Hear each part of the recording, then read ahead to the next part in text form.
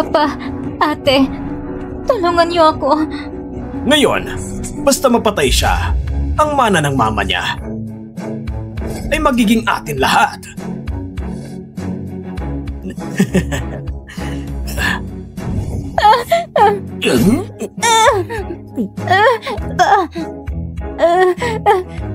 Talaga bang dahilan sa ampon? Sasaktan mo ang sarili mong anak? Ampon? Si Mengmeng ay hindi ampon. Si Mengmeng ay anak ko at ang panganay mong tita. Tunay namin siyang anak. Hindi ako magkapaniwala na niloko mo si Mama. Huwag kang mag-alala, mahal kong kapatid. Dadaling ka namin ngayon kasama ng mama mo at ng dalawang kuya mo para magsama-sama kayo. Ang aksidente ng pangalan natin kuya na naging baldado, ang malaking nakamatayan ng pangalawa, at ang biglang pagkakasakit ni Mama hanggang sa pagkamatay niya. Lahat pala gawa ninyo. Ano ngayon kung alam mo na lahat? Huli na ang lahat!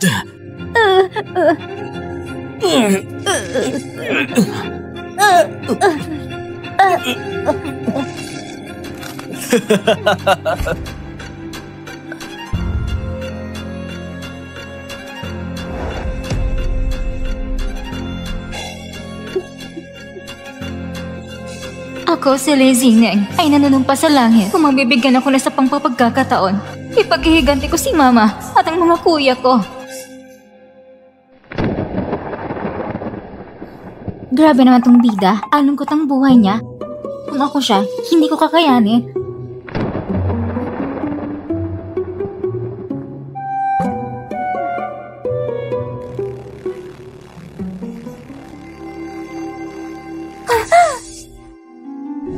Kailangan mo to parang huling hangarin ni Lezining bago siya namatay para makabalik ka sa tunay na mundo. Hindi ko akala isang biro lang ang magpapalo sa akin sa loob ng nobela. Kailangan pang baguhin ang kapalaran ng isang karakter. Kung hindi ko magawa, hindi ako makabalik sa totoong mundo. Baka nga nasiraan na siya ng bait. Kapatid, huwag ka namang masyadong kabahan. Alam kong nahirapan ka na sa labas. Pero huwag ka mag-alala. Nandito sina Mama at mga kuya natin. Babayaran ka nila ng maayos.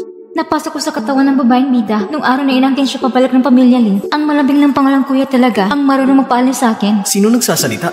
Pagbalik natin sa pamilya Lee, kailangan gamitin ng palabas ng peking anak. Kailangan gumamit ng pagpapasakit na taktika. Sa buong paglalakbay na ito, hindi nagsasalita ang kapatid ko buong panahon.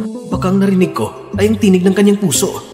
Ang buong pamilya ninyo, wala kayong utak, inaglalaroan kayo ng peke niyo anak na parang unggoy, paikot-ikot. Anong paraan ang gagamitin ko para mapagtanto ninyo na si Leming ay gustong kitilin ang buhay ng buong pamilya ninyo? Gusto niyong patayin buong pamilya natin? Gusto niyong patayin buong pamilya natin? Kuya, anong sinasabi mo? Wala naman, nagkamali ka lang ng dinig. Ang weird talaga. Naririnig ko palang iniisip ng kapatid ko. At pati sabi niya, si Mengmeng daw ay gusto niyang patayin tayong lahat sa pamilya. Ano ba talaga nangyayari?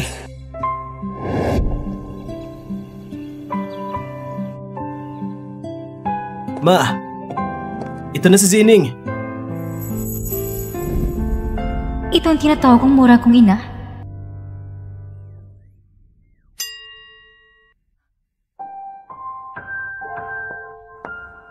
Zining, ang mabuti anak ni Mama. Mabuti nang kabalik ka na. Halika, umupo ka muna at magkwento.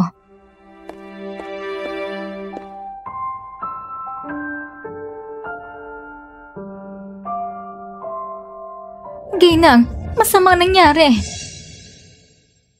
Ayan na. Dumating ang palabas ni Leming na papapakasakit. Nagdadabog si Senyorita. Isang araw na siyang hindi kumakain at ngayon na siya nahimatay.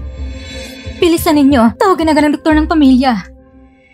Para may pagkitang tapang niya sa akin. Si Leming ginamit pa ang ganitong paraan. Mamaya, kung hindi ako aarte ng kaunti, gagampanan ko ng kontrabida para papalisin ako ng pamilyang Lee. At nang sa huli, hindi ako mamatay ng walang kapayapaan. Itong batang to, kakauwi lang niya, pero gusto niya nang tumakas. Zining, ano yung sinasabi mo kanina? Ha? Wala naman akong sinabi Nakakawa talaga si Mama. Pinag-alaga pa ng asawa niyang manulokong anak sa labas nito. Pero si Leming, matagal niya alam ang totoo. Siguro sa likod, kinukutya pa siya. Anak sa labas? Anak sa labas? Parang hindi narinig ng katulong sinabi ni Zineng. Ibig bang sabihin, nung narinig ko kanina, isip niya pala yun? Totoo ko yung sinabi niya anak sa labas? Si Limeng ay anak sa labas ni Papa? Mukhang totoo nga. Sinabi ni Zineng sa daan na gagamitin ni Mengmeng ang pagpapahirap sa sarili at nagkatotoo nga. Totoo man o hindi, kailangan ko imbestigahan ito. Ano pang tinatayo mo dyan? Bilis naman tawagan ng family doctor. Madam, hinimatay na si Miss. Hindi mo ba siya pupuntahan? May doktor naman dyan. Ano pang magagawa ko roon? Alam niyo darating si Zane ngayon. Pero nagawa pa rin niya mag-inarte. Ano kayang pakana niya? Bakit parang iba ito sa takbo ng nobela? Hindi ba dapat iiwan ako para bisitahin si Limeng? Akala ko nga, hindi nila ko papansinin, tapos ako'y aalis na lang ng kusa.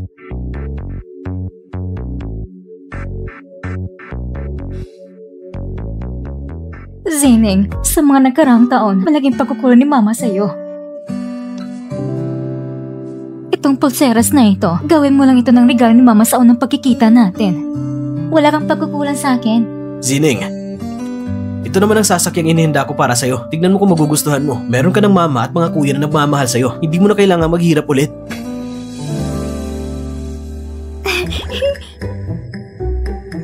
Pinigay agad ang sumamahal sa sakyan ng milyon ng halaga. Hindi ko akala totoo pala. Hindi na ako mahihirapan. Salamat Mama. Salamat Kuya. Ma, ang kwarto ni Zining, pinahanda ko na. Buong araw siya nagbibiyahe ngayon. Talagang nakakapagod din. Hayaan muna natin siya magpahinga.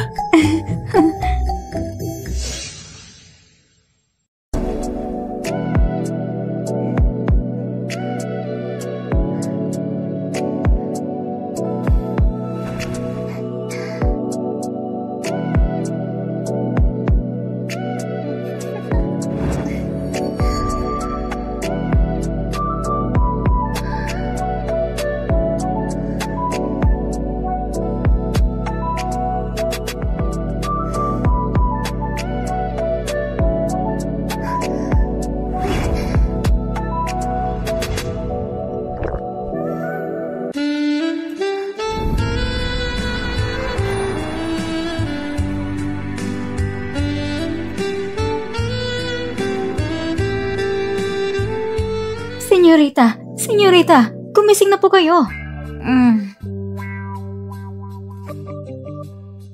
Inihanda na po ni Madam mga hapunan. Pinapatawag ka na niya. Ang gwapo ng lalaking to. Kung hindi lang ako ginising, kung hindi lang talaga, kakainin ko na sana siya ng buo. Halika, Zineng. Umupo ka sa tabi ni Mama.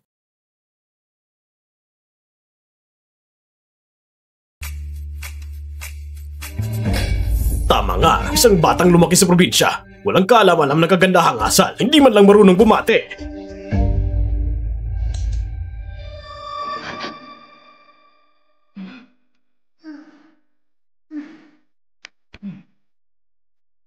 Si Zineng kasi, kaninang umaga pa siya nakabalik. Ngayon ka lang dumating, isang buong araw nang lumipas. Ngayon wala ba siya pinuntahan? Ngayon mo na nakita ang bata. Tapos gusto mo pa siyang bumati sa'yo? Anong karapatang sabihin yan? Itong bata na to, karaniwan ay sobrang lambing sa akin. Hinayaan akong sinupalpal. Zineng, kumain ka pa. Mama, ngayon ko rin napagtanto, ang sama ko palang anak, hindi ko dapat ginawa yung pagpapagutom sa sarili ko. Muntik ko na hindi makita ang pagbabalik ni Bunso. Tingnan mo, nakabalik naman ako sa tamang oras. Ayan na nga yung babaeng tuso. Kung gusto mo mag-inarte, bakit ka pa na dito kumakain? Bumalik ka at magpahinga. Ma, sabi ko nga, hindi ko sinasadya. Huwag kang mag-alala. Mula ngayon, magkikisama ko mabuti kay Bunso. Alam ng tusang babaeng yan na hindi oobrang drama niya. Kaya ngayon naman, gusto niyang galitin ako sa harap ng lahat para mamukha akong masama sa pamilya. Pero hindi ko siya pagbibigyan. Zining kapatid, kakabalik mo lang mula sa probinsya. Baka hindi ka pa pamilya sa bahay na ito. Kung may hindi ka maintindihan, tanungin mo lang ako. Tutulungan kita. Sasabihin ko sa'yo lahat. Salamat ate. Paikot na insulto yun. Tinawag niya kong mangmang na taga-bundok. Ikaw nga itong peking mayaman. Paano mo nagagawang salita ng ganyan? Sige na, tama na. Nagkita na kayo. Bumalik at magpahinga. Ma, hindi kaya yung nahimatay ka kanina? Kunwari lang?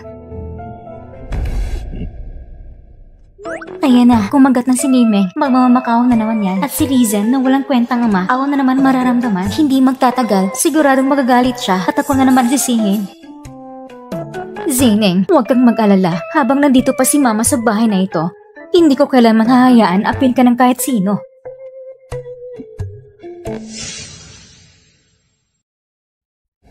Si Mengmeng kanina, halos himatayin na siya. Ikaw bilang ina, ni hindi mo siya tinignan. Matagal na siyang nasasaktan sa loob. Paano mo nagawang maging ganyan kalupit? Ngayon pa na bumalik ang anak ko. Kung hindi ko siya sasamahan, gusto mong samahan ko siya? Alam mo, uuwi si Ziane ngayong araw. Pero nagkukunan pa siyang mahimatay. Ano ngayon? Gusto mong para sa isang ampol lang na tulad niya? Palayasin ko bang tunay kong anak mula sa bahay na ito? Isa lang siyang batang lumaki sa probinsya. Walang kahit katiting na ugali o disiplina. Ang pag-uwi niya dito sa atin ay isa ng malaking biyaya para sa kanya. Paano naman niya magagawa na ihambing ang sarili niya kay Mengmeng na lumaki sa tabi natin? At ano naman ang hindi niya maihahambing? Si Mengmeng, mula pagkabata hanggang ngayon, ay huwara ng dalagang galing sa mayayamang pamilya. Pero siya, wala siyang magandang asal, bastos at walang pinag-aralan. Puro amoy probinsya sa katawan. Paano siya maihahambing? Diyos ko, ang galing talaga ni Mama bilang anak ng pamilya Lin. Kung hindi lang dahil sa walang kwentang si Papa, malamang isa na siyang matagumpay na babae ngayon. Sa ganitong lakas ng presensya, sigurado kaya talaga ng kahit sinong lalaki sa negosyo. Listen, si Zina ay ako mismo nagdala sa sinapupunan na ng 10 buwan. At ngayon sa wakas, makabalik niya siya sa tabi ko. Hindi ko papayagan na insultuhin mo siya. Kung ayaw mong tanggapin anak mong ito, maghiwalay na lang tayo. Ano? Maghiwalay? Hindi pa siya makipaghiwalay, iniisip pa niya kung paano gagamitin ang pera ng pamilya Lin para po ng kakulangan sa kumpanya. Naghihintay pa si Lim yung nagkuha ng malaking dote mula kay Mama para ikasa sa pangalan na anak ng pamilya Shen. Ay nako, asawa ko. Huwag ka na magalit. Nasabi ko lang yun dahil baka sumama ang loob niya. Kaya ko nasabi ang masasakit na salita. Si Zining naman ay anak ko rin siya. Paano ko siya hindi mamahalin? Huwag na natin pag-usapan ang paghihiwalay. Huwag mo nang bagitin yan muli. Tayo'y bilang mag-asawa, pinagdaanan ng unos ng 10 taon. Hindi rin madali. Huwag nating sirain ang lahat dahil lang sa malit na bagay. Huwag tayong mag-away dahil dito. Nakakakabigla naman na nasabi niyang ganon. Pero kung hindi dahil sa pagkakasabot niya sa karelasyon niya noon, na nagkunwaring bayani at nagligtas ng babae na natagpong palilan kay Mama nung pinapainom siya ng gamot at nagganap ang bagay na hindi na dapat mabaliktad, ni sana mapasama si Mama at pagkasal sa kanya. Pagtatanghal, pagpapainom ng gamot.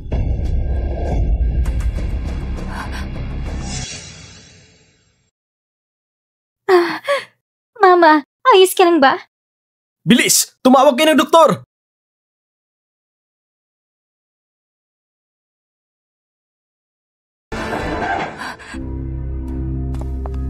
Papa? Hindi pa dumating ang pera ng pamilya Lin, kaya magtiis pa tayo.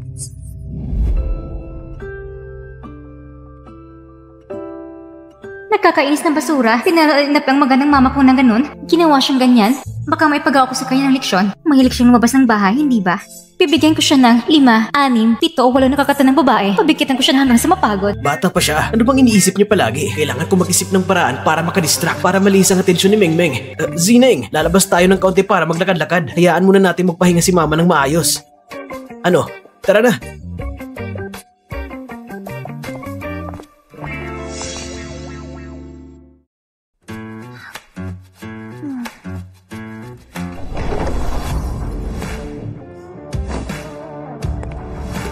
Hello, Mr. Fu! Mr. Fu.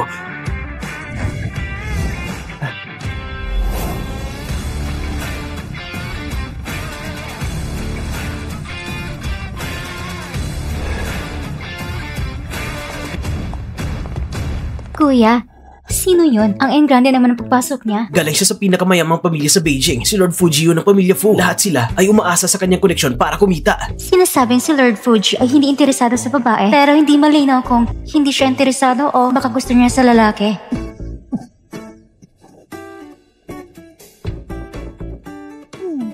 Tingnan mo kung sinong nasa harap. Mr. Fu, ang nasa harapan natin ay si Li Chen at ang pamilya Li, kasama niyang kapatid niyang babae.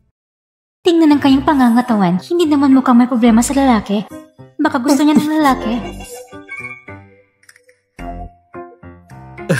Zineng, paano kung bumalik na lang tayo sa bahay? Kung magtatagal pa tayo dito, baka masangkot pa ang ama mo sa gulo. Ang dakilang lalaki nito, hindi basta-basta. Ang pamilya natin ang pwedeng gawa ng gulo. Tayo na.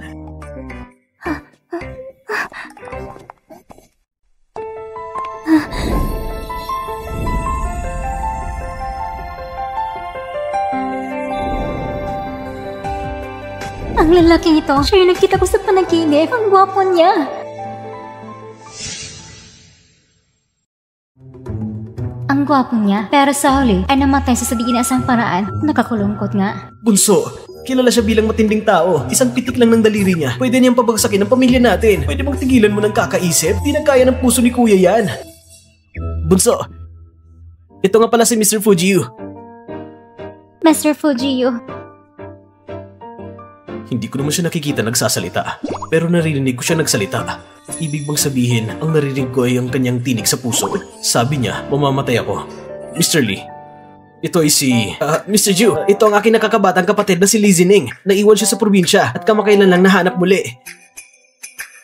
Lee Zining?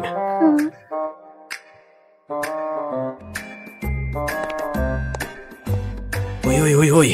Kapag nakita mo si Mr. Fujiyu, lumayo ka na lang. Bakit naman? Sinasabing walang awa at napakatalino ni Mr. Fu. Nung nagkaroon ng kaguluhan sa pamilya Fu, sa edad na 18, nakuha niya ang posisyon ng pinuno ng pamilya laban sa lahat. Sinasabi nila, ang buong unang sangay ng pamilya nila ay pinalaya sa ibang bansa at ang nag-iisang anak sa ikalawang sangay ay pinutulan pa ng mga binte. Delikado ang taong ito, kaya huwag kang lumapit.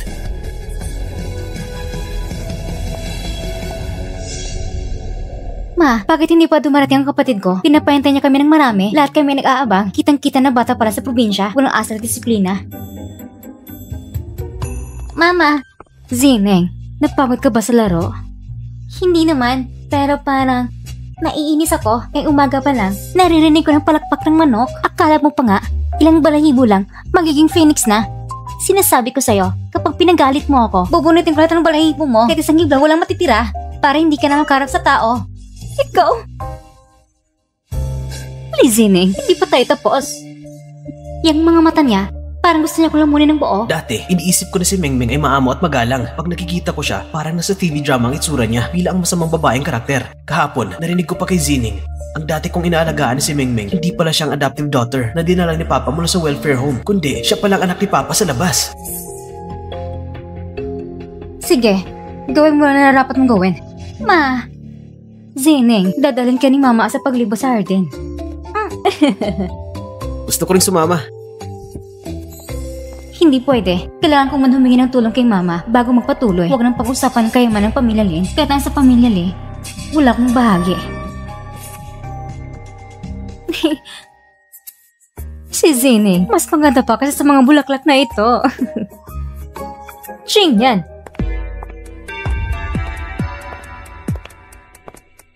Hindi kayang babaeng ito ay maibig ng amang salbahe. Siliming at siya, parang parehong molde lang. At ang nakihalo na si Lizen ay ang panganay na hipag. Jing yan! Ilang araw na nakalipas, si Memeng ay nawala ng malay. Hindi ka malang dumalaw. Ngayon, nakita ko si Memeng na sobrang payat. Kahit isang hipag na tulad ko ay maiyak sa awa. Ganun ba? Bakit hindi ko nakita? Si Memeng ay pinalaki mo naman. Ngayon, dumating yung tunay na anak. Ay nilalait mo naman ang ampon. Dumating ka pare pagtanggal ang tunay mo anak. Gusto man silang relasyon namin ni Mama. Tingnan mo kung paano kita patatalsikin.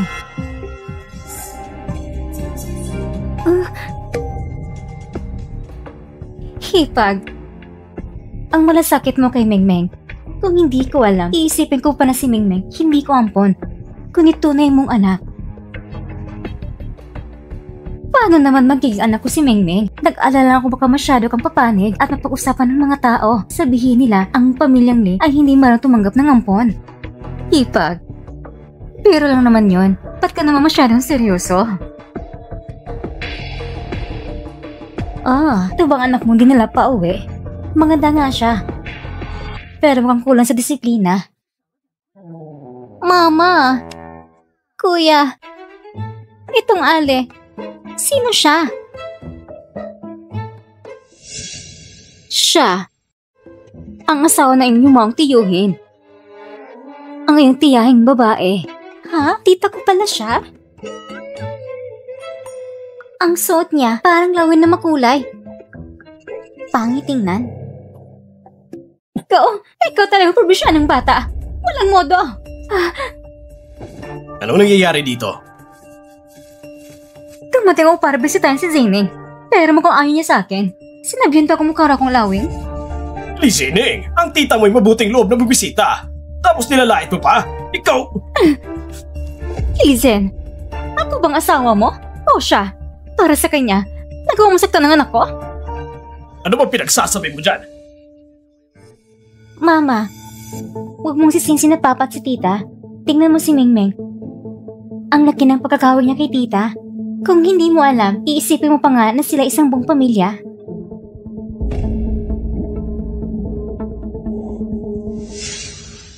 Tanga ka! Anong kalokohan ang pinagsasabi mo? Patayin kita ngayon! Papa!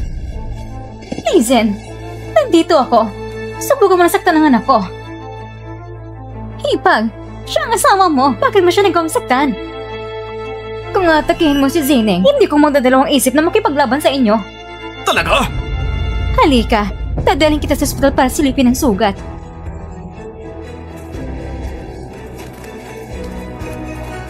Mama, ayos ka lang ba? Ayos lang. Nakakapagod lang.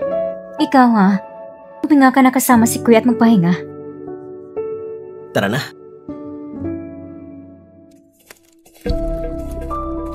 Mas mabuti kung mabilis tayo. Maghanap ng parang para makahiwalay kay Lizen. Palabasin siyang walang tagay na ari-arian.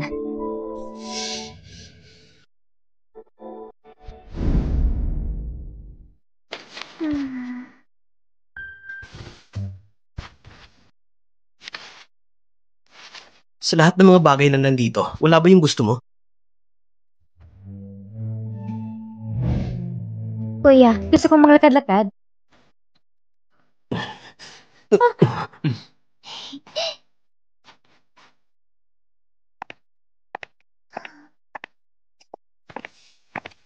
Pasensya na. Walang anuman. Miss Lee, kasama mo ba si kuya mo sa auction? Kilala mo ako? Ikaw ay... Mula ako sa pamilyang Fu. Si Fu yun. Fu yun? Siyang Fu yun sa libro? Ang pinagpila ng mga pa ni Fuji? Isa siyang malagang tauhan na naguro ng kapawakan sa pamilyang Fu sa kwento. Ah, si Mr. Fu pala. Pasensya na. Matagal na akong lumabas. Sigurado ako nag-alala ng kuya ko. Uuwi na ako. Paalam, Mr. Fu.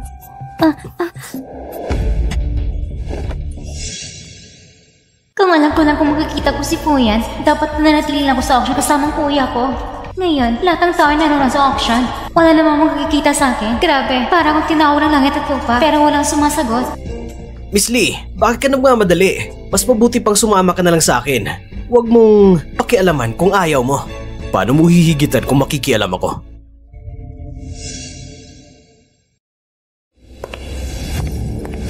Paano mo hihigitan kung makikialam ako?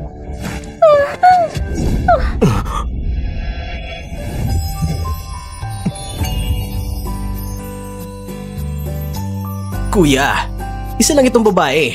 Kung gusto mo siya, sabihin mo lang at ipapasa ko sa'yo bilang kapatid. Hindi na kailangan magalit ng sobra. Bakit kailangan mo maging ganito kamatindi?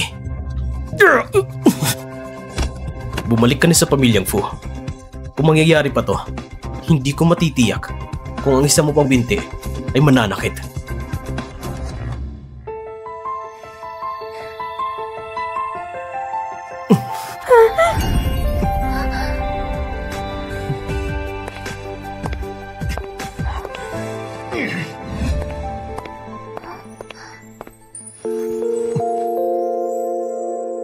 Siguro, masyado akong matindi kanina, kaya natakot siya.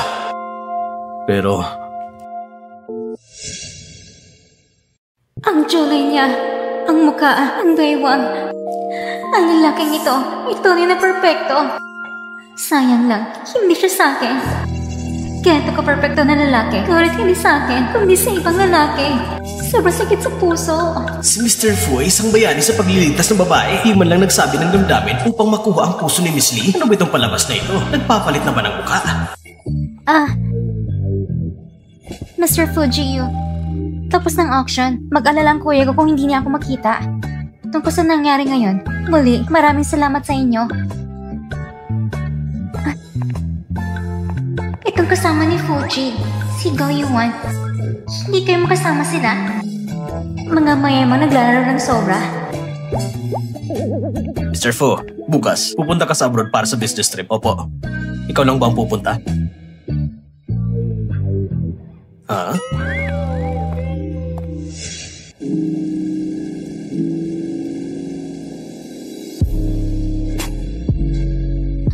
Fuchi, gusto ko ito.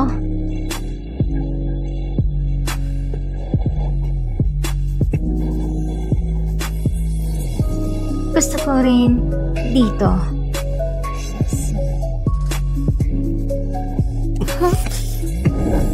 Gusto mo ba? Gusto.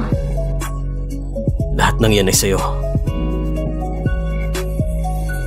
Fuchi.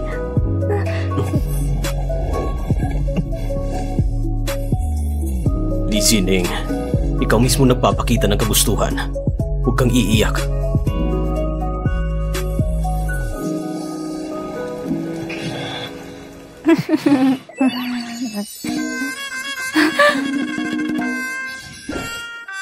Hindi ko akala nagkaroon ako ng erotikong panaginip at kasama pa si Fuchi.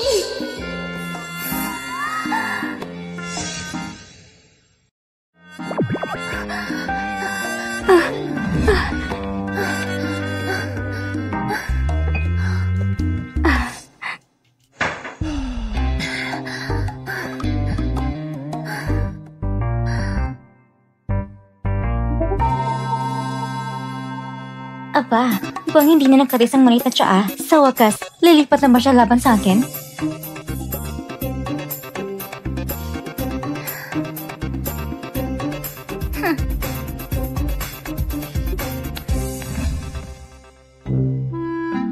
Ninakaw niya palang pulseras na regalo ng mama.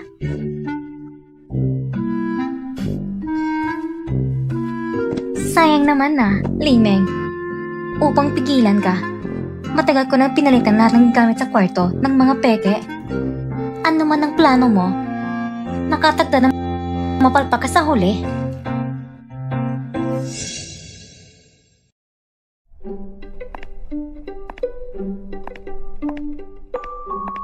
Mama, inumin mo ito. Ito yung handog ng family doctor para sa iyong bitamina. Nag-effort ka pa talaga.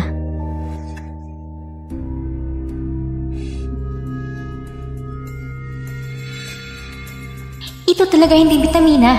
Ito ay gamot ng papapasigla sa isip. Kung ihinim mo ito ng taong normal ang isip, magiging bob at magkakademensya siya.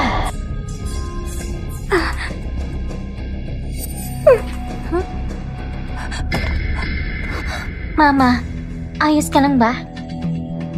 Oo, ayos lang. Medyo nahihilo lang. Hindi makahawak ng maayos ng kamay ko.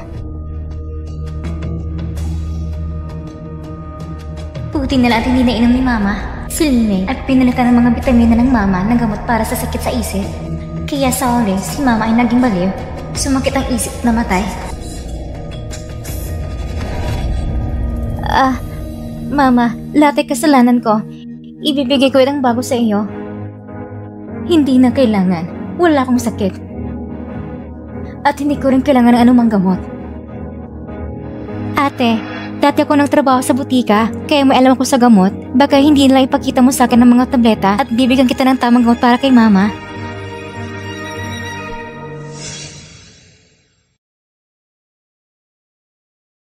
Hindi na kailangan.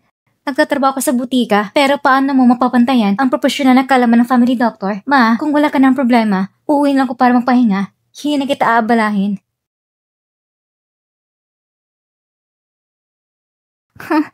Habang nandito ako, walang sino man makagagawa ng masama kay Mama. Madam, may dalang pamilya ba ng imbitasyon para sa inyo at sa inyong anak na babae upang dumalo sa isang salusalo bukas ng gabi? Ang bay na ito, si Bayaw, ang naging kasintahan na nakakatandang kapatid ng isang pagkakataon habang naglalakad sila sa kalsada. Halos mabangga siya ng sasakyan. Nakita ito na nakakatandang kapatid at itinulak siya palayo. Niligtas siya na naging dahilan upang mapinsalan parehong binte. Ano? Pero ang aksidente ngayon ay hindi naman talaga aksidente. Si Bayaw, kasama ang ama ko at ang kay anak na sa labas na si Lucian ay nagsabotan para saktan si Kuya. Ang layunin nila ay mapang mga shares ng kumpanya ni Kuya. Hindi ko akalain na si Lucian pala ay anak din sa labas ni Lian. Hindi ko man hayang malilan si Lian at mawala ng mga binti. Ma! Pagod ka na siguro sa biyahe. Ilang araw ka ba mapapahinga ngayon sa bahay? Makakapagpahinga na ako ng ilang araw ngayon. Ito bang nakakabata kong kapatid? Kuya, kumusta? Kakarating ko lang. Parang may narinig ako na pinaplano ni Yaw Yaw at Linshun kung paano ako sasaktan at aagawin ang mga shares ng kumpanya ko. Si Bunso bang nagsabi nun? Si Kuya mataas at gwapo. Matulad matatag sa kilos, sayang kung mauwi lang siya sa wheelchair. Bumalik ka dito para dumalo sa salo-salo ng pamilyang Bay, hindi ba? Tama. Natanggap ko ang imbitasyon mula sa Bay upang dumalo sa kanilang salo-salo. Kailangan talagang pumunta sa salo-salong ito. Susubukan ni Bayaw na nilangin si Kuya para paniwala ni Kuya na gusto rin siya ni Bayaw at manilubos na tapat siya sa kanya. Kailangan ko ilanta si Bayaw ang totoong mukha ng babaeng nagpanggap na inosente. Hindi. Hindi ako maniniwala kay Bayaw. Palagi na lang niya ako niloloko. Ang ganda mo ngayon na. Uminom ka pa. Kumain ka pa ng marami. Mrs. Bai. Uy, Jing yan. Dumating na kayo. Ha? Ito ay si... itong tunay ko anak na babae. Si Li Zining. Noong bata pa siya, nawala siya ng aksidente. Ngayon ko lang siya natagpuan. Huwag mo nang sabihin, ang batang ito ay kamukha ng bata ka pa. Talagang kamukha mo siya.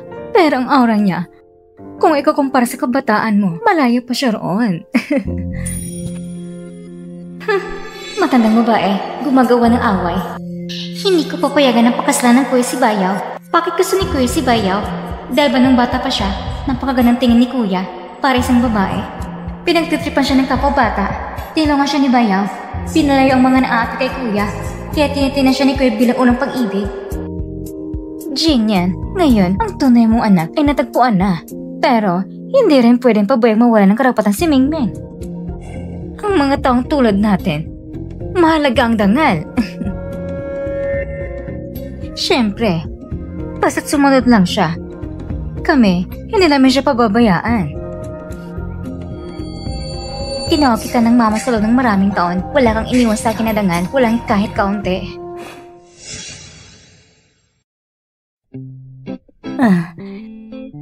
Miss Bai, saan kaya si Yaw Yaw? Hindi ko siya nakita. Base sa itsura niya, si Bayaw, sigurado kasama si Lishon. Kailangan kong abalayan sila. Sa ganitong mahalagang okasyon, si Bayaw kasama si Lishon. Nagkikipaglandian sana sa labas na yon. Mukhang si Lizzie na walang hiya. Matagal na may lihim na ugnayan sa pamilya Bai. Ma, gusto kong pumunta doon. Mag-ingat ka ha. Apa.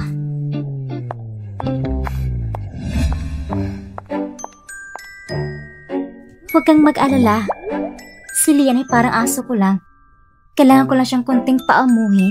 Pag napaamo ko siya, magiging tapat siya sa akin. Pagdating ng panahon, ang mga bahagi niya sa kumpanya ay mapupunta sa atin.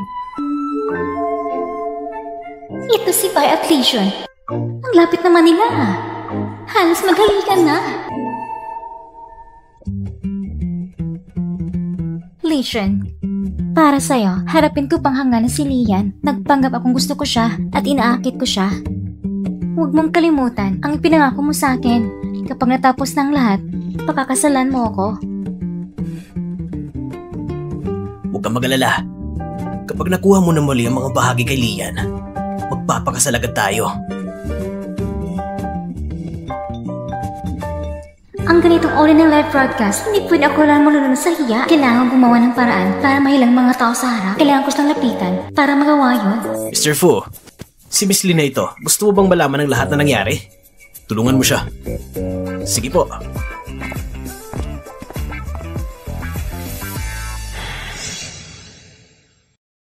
Iginagalang kita.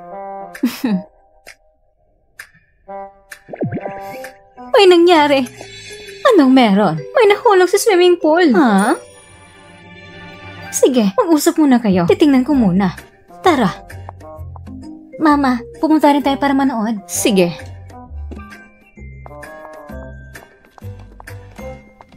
Sino yon? Sino nahulog sa pool? Kuya Sean, dahan-dahan lang.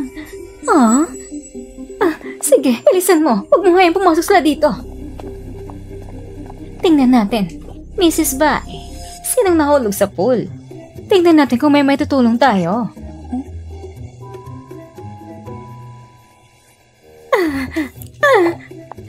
Spy, upo kayong ganyan sa amin. Wag na, wag na. Anong gagawin ko ngayon? Katapusan ko na. May magandang palabas na tayo. Kuya Sean, dahan-dahan lang. Ang iyong kasambahay, bakit sa araw pa? Ginagawa ito sa loob ng bahay ninyo? Dito sa labas, maraming tao nagdaraan. Ganito na lang. Talaga naman padalos-dalos. Ako nang bahala sa insidente ito. Mas mabuti pang pumunta muna kayo sa banquet hall. Huwag sanang maepekto ng magandang mood ninyo.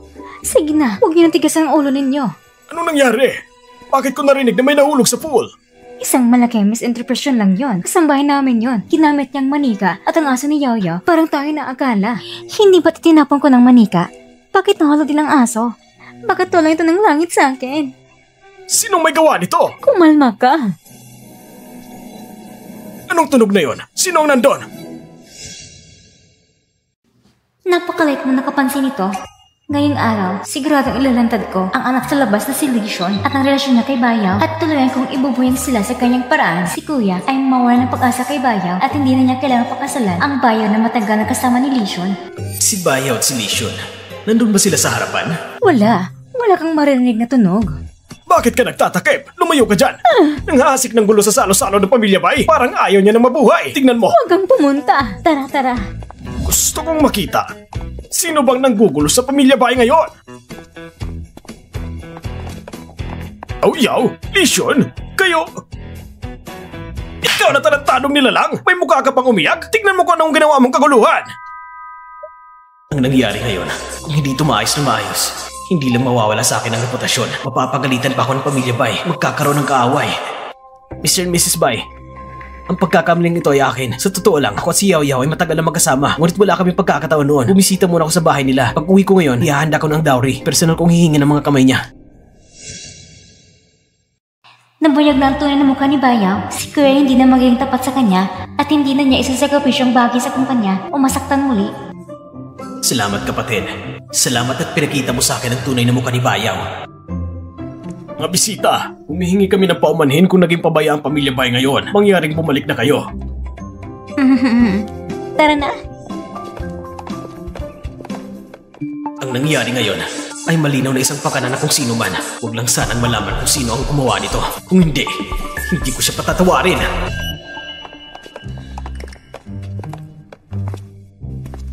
Mr. Fuji, pasensya na kung hindi maganda ang aming pagtanggap ngayon. Anong problema? Si Mr. Fu ay palaging malamig at walang puso. Bakit kaya ngayon naglaan siya ng oras para makasilip sa gulo? Zining, pagod ka na siguro ngayon. Bakit hindi ka muna magpahinga sa kwarto? Mamaya, ipapagawa ni Mama sa kasambahay ng masarap na pagkain para sa'yo. Nandun ang kapatid mo sa Sililaklatan. Sige po.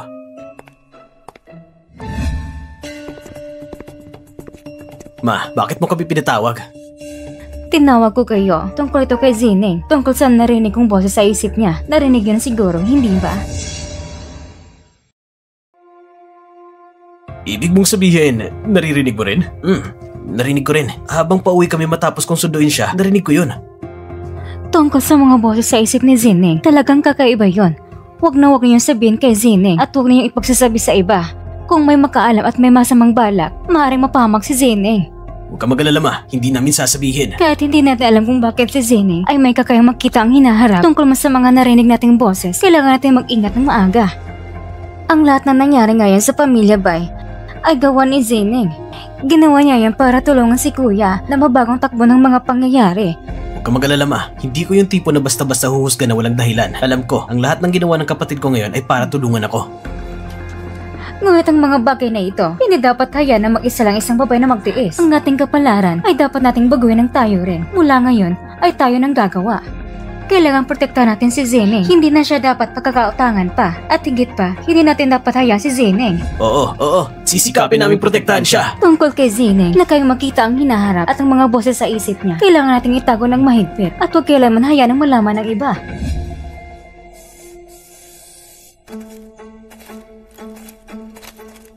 Kapatid, sasamahan kita ngayon.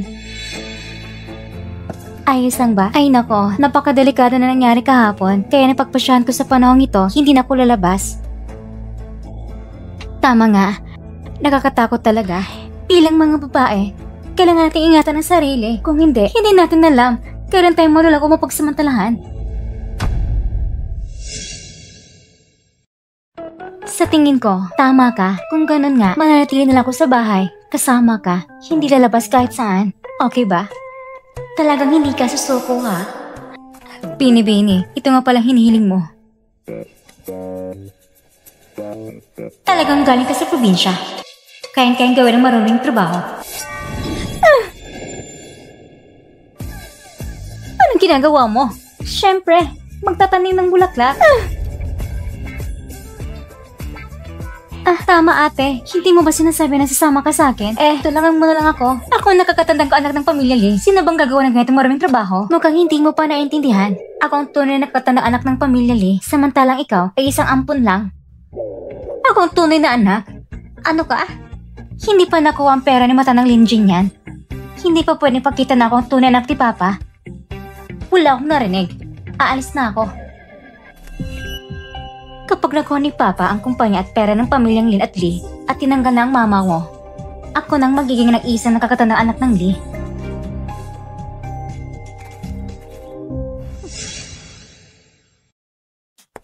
Mama!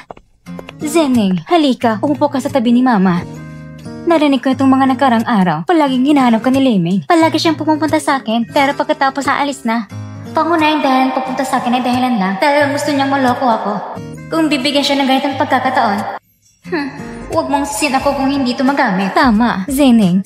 May sasabihin si Mama sa'yo. Si Bayo ay nagkatagda na ikasal kay Lishun. Talaga ba? Ayos na yon. Ang mga nagmamahalan ay magkatuluyan din. Kaya si Kuya at si Bayo ay hindi na muli makakaroon ng ugnayan. Pero kailangan pa natin bantayan sila at gumawa ng ibang parang kay Kuya at kumis laban kay Kuya. Mga Kuya, Mama, pasensya na. Alis muna ako na lang araw.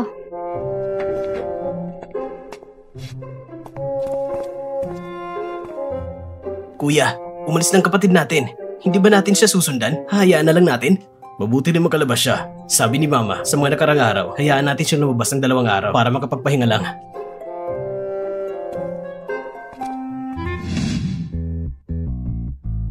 Mr. Fu, umalis si Miss Lee sa bahay nila. Pumunta siya sa bar at umorder ng mga male model. Bata pa siya, pero ang tapang niya na. Ate, uminom ka ng alak.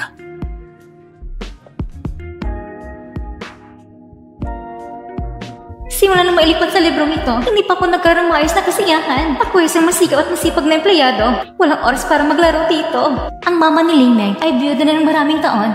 Kahit na kay Lizen, may lihim na relasyon. Pero sa likod ng mga tao, marami na siyang lalaki. Ang bar na ito ay pag-aari ni Lishon. Madalas siyang maghanap ng lalaki para sa kanyang ina. Kahit si Lishon, sa labas, anak na labag sa batas ni Lizen. Hindi alam kung kay Junkie, dahil panak mula sa kung anong lalaki. Huh?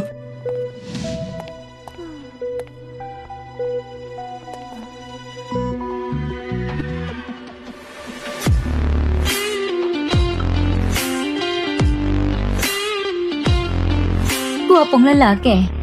Maganda ang katawan. Papasayahin kita. Siyempre may pakinabang din kayo. Dahil sa nakakagulat na video na ito, mula ngayon, hawak na natin ang ebidensya para pamalaan si Junkie. Ma, yung mga pinagawa mo sa akin, nagawa ko na lahat. Tunay nga naloko si Lishun, nawala lahat ng pera niya at tumiram pa siya sa labas na mataas na interes. Ngayon, marahil umiiyak na siya at pupunta kay Lizen. Wala ng perang pamilyang Lee. Pinapalakas pa rin ng pamilya Lee ang pamilya Lee. Hindi na kasing lakas ng dati. Babalik ng kapatid ko na babae. Sa bagay na ito, baka hindi mo siya matapakan. Mapapatunayan niya rin ito. Hindi naman siya parang gintong Maya. Ang kapatid mo ngayon, sobrang tapang. Asawa ko! Asawa ko, may malaking problema. Nag-invest ako sa isang proyekto at nalugi ng 50 milyon. Alam mo naman, walang sapat na liquid na pera sa kamay ko. Makipag-usap ka muna sa pamilya Lin para makahiram ng 50 milyon. Wala akong 50 milyon. Sa mga panahong ito, ang pamilya Lin palaging tumutulong sa pamilya Lin. Ngunit hindi kasing lakas ng dati. Ang shares ng pamilya Lin, hindi ba meron kang 20%? Baka pwede mong ibenta ang ilan para kumita ng ilang milyon para maibalik ang kulang. Tayo bilang mag-asawa, hindi ba sa'yo rin ang kumpanya ng Lee? Bakit hayaan mong masisira ito? Sabi ko nga, wala akong pera. Wala. Parang ayaw mo talagang ibigay. Tayo bilang mag-asawa, ganito ba pataturuhin ang sarili mong asawa? Ang tigas naman ng puso mo. Wala akong 5 milyon. Pero, bebenta ko lahat ang alahas ko. Dapat aawat niyo ng mga 5 milyon. Pero may kondisyon ako. Gusto kong makipaghiwalay. Hiwalay? Basta pumayag ka sa diborsyo, ang 5 milyon niyon mapupunta sa'yo. Imposible. Hindi ako papayag sa hiwalayan. Simula ng pagkasalan mo ako, bahagi ka na ng pamilya Lee. Ngayon, ang perang ito, kahit ayaw mong ibigay, kailangan mong ibigay. Kung ayaw mong makipaghiwalay, ang anak mong ipinaglin sa labas, baka maputulan ng kamay o paa ng mga nagpautang. At sina Junkie at Liming, hanggang kailan pa sila maghihintay para makaangat? Anak sa labas? Ano bang pinagsasabi mo? Si Junkie ay hipag ko. Anong kinalaman niya sa akin? Ako ba nagsisinungaling? Ikaw ang mas nakakaalam niyan. Kung gusto mong si Junkie at ang anak mong sa labas ay manatiling ligtas. Kung ganun, magpakabait ka at pirmahan mo ang kasunduan ng diborsyo. Kung hindi, ipapakita ko sa'yo kung anong ibig sabihin ng lahat ng pinaghirapan mo ay mauuwi sa wala. Paano mo nalaman ang mga bagay na yon? Kailan mo pa nalaman? Sige. Pag-iisipan ko.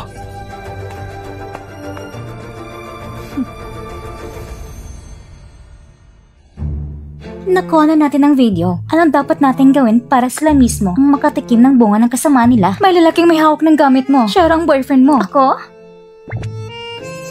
Mr. Fu, kakalap lang na balita ng mga tao natin. Mukhang may problema na naman si Miss Lee. Anong problema? May hawak si Fuyo na pulseras ni Miss Lee at sinabi niyang ginamit daw siya ni Miss Lee. Tapos iniwan lang. Gusto niyang pakasalan. At ngayon, nakakagulo siya sa bahay ng mga Lee. Gusto niya na bang mamatay?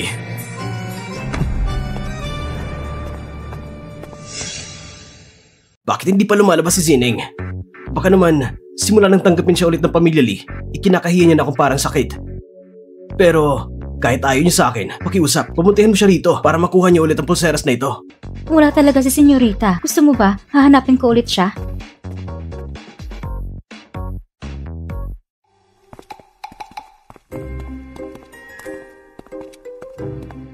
Mr. Fu, aakit ba tayo at dalhin si Fu yun?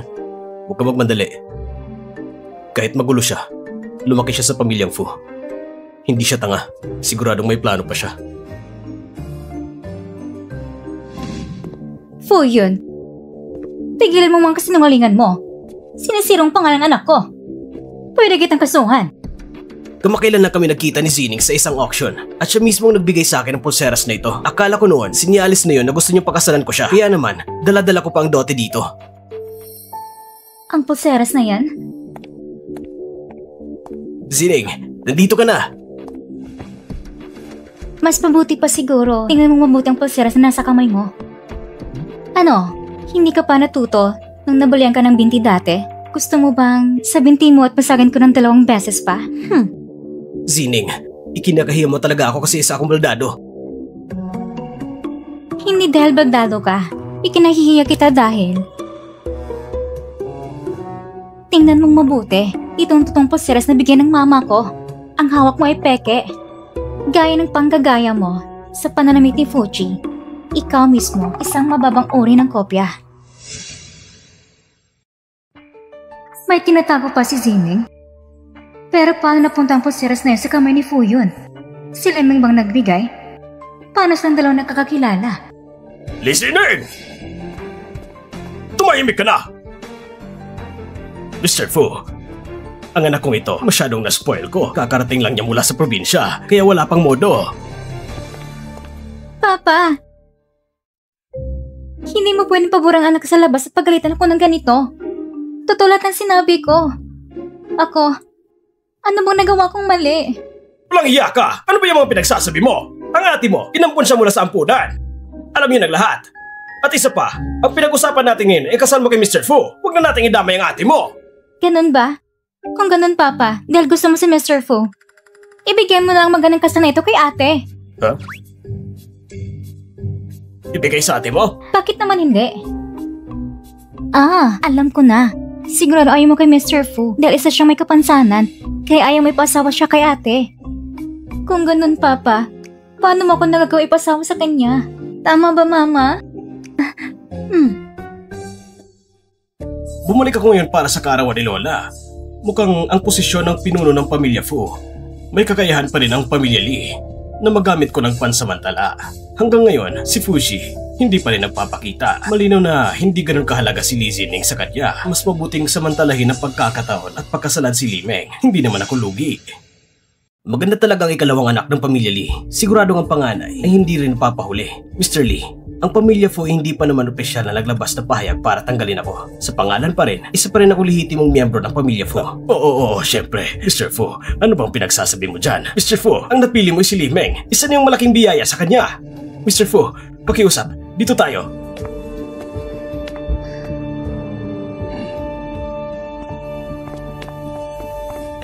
Ang pamilyang Fu, hindi talaga basta-basta. Siya pa mismong pumunta rito para gumawa ng eksena, ginamit ang pera para pilitin si Papa na ibentang anak. Ginawa niya ito siguro para makakuha ng pansin ng isang tao. Sa kwento, tinalo pa niya maging si Fuji mismo. Hindi dapat magpakampante. Mr. Fu, mukhang dito, hindi mo na kailangang makialam. Si Miss Lee lang naman ang makakagawa ng paraan. Palagi naman siyang matalino. Ayusin mong lahat. Bigyan si Liming at Fuyo ng leksyon at yung pulseras din. Sirain mo na yun. Naiintindihan ko po. Pinupuri ko lang si Miss Lee, pero mukhang tuwang-tuwa si Mr. Fu. Mama, ngayon, si Liming ay parang bumalik pa sa sariling bitag. Tapos ng tungkol kay Liming, ngayon naman, ang mga kuya ko, hindi ko alam kung sino sa kanila ang susunod gustong saktan ni Papa sa mga kawawa kong kuya. Tama na, Zining. Huwag ka nang mag-isip pa. Bukas, ang karoon ni matandang ginang Fu. Ayusin mong sarili mo. Sasamahan kita. Sa handaan? Oo nga, malapit ng karoon ng matandang ginang ng pamilya Fu. Sa kasiyahan, magkakagulo ang pamilya Fu at si Fuji ay maaaksidente at mawala ng malay. Ang hahalili at magaganap ang malalaking pagbabago sa negosyo. Lahat na nagkipagtrabaho kay Fuji ay pinalis ni Fu yun at napilitang magsara o malugi. Kasama ng pamilya sa mga naapektuhan at tuluyang nalugi. Dahil doon, inatake si Lolo at nagkasakit. Nagkasakit? Hindi pwede. Hindi ko pwedeng hayang magtagumpay si Fuyo. Kailangan ko iligtas ng pamilya Lin. Ay, Zining?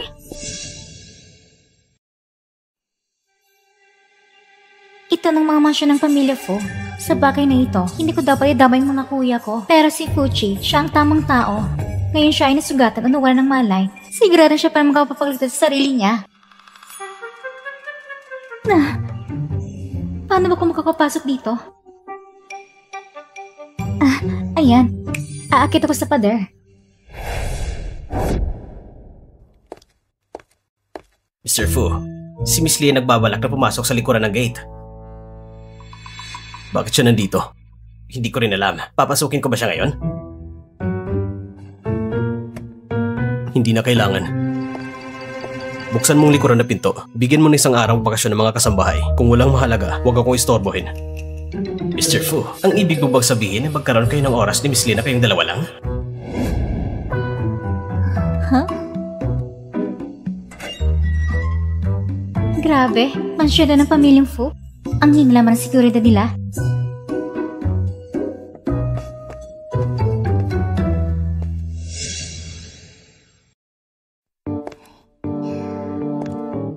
Ang weird. Ang pamilyang Fu. Bakit walang kahit isang tao dito?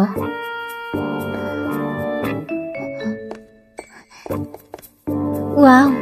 Grabe naman to. Akala ko yung bayan ng pamilyang Lee ay sobrang kumikintab na. Hindi ko inaakala na masobra pa ito sa pamilyang Fu. Hindi ko talaga maintindihan ang mga mundo ng mga mayayaman. Nakakagulat talaga. Sandali lang. Nasa itas kaya si Fuji? Ang labo naman. Kahit ito kalaki ang bahay, pero walang kahit isang tao.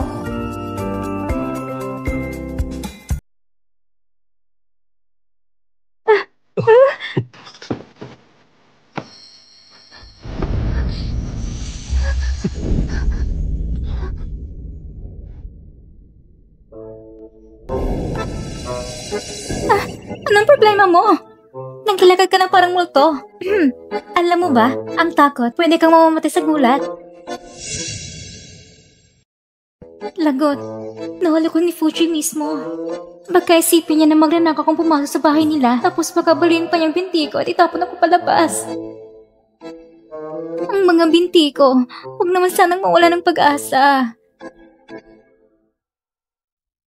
Pero, kung iisipin, itong taong ito, ang katawan niya, ang ganda naman yan. Ang abs niya, ang dibdib niya, grabe naman. Parang naglalakad ng hormone sa lupa.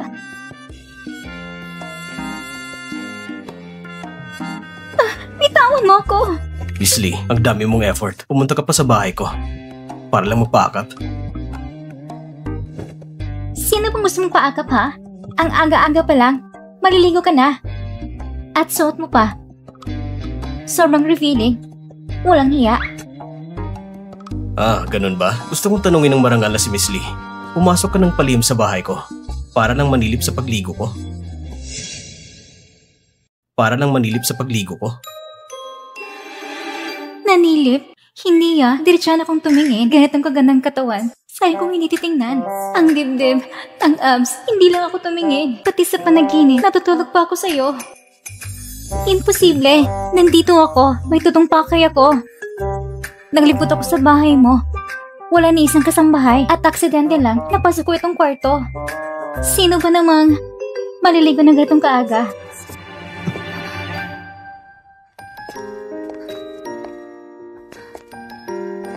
Hindi ba't sinabi mo na may kailangan ka sa akin? Mr. Fujio, nandito ako ngayon para makipag-usap tungkol sa negosyo. At anong karapatan mong isipin na may tsansa ka makipagnegosyo sa akin?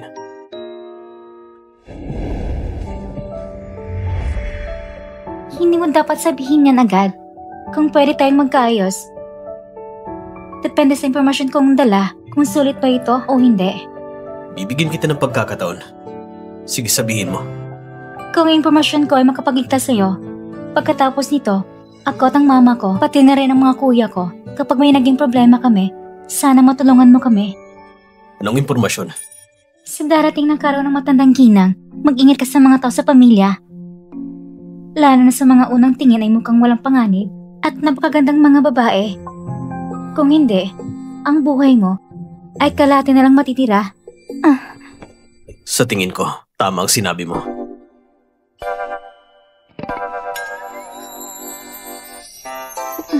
Saan ka tumingin?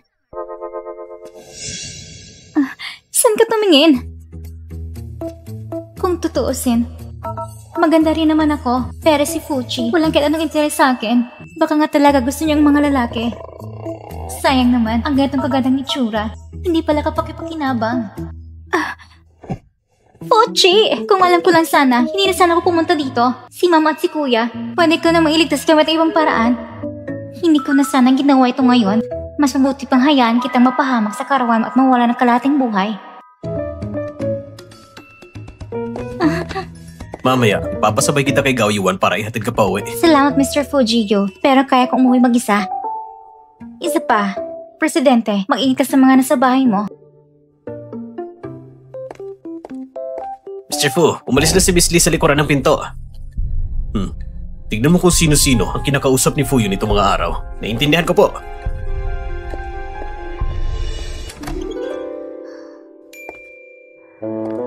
Sa oras na ito, dapat tulog na si Mama. Senyorita, matagal na naghihintay ang ginang sa sala. Hinintay ka talaga niya. Lagot ako. Baka malaman ni Mama na pumunta ko sa masyon ng pamilya Fu.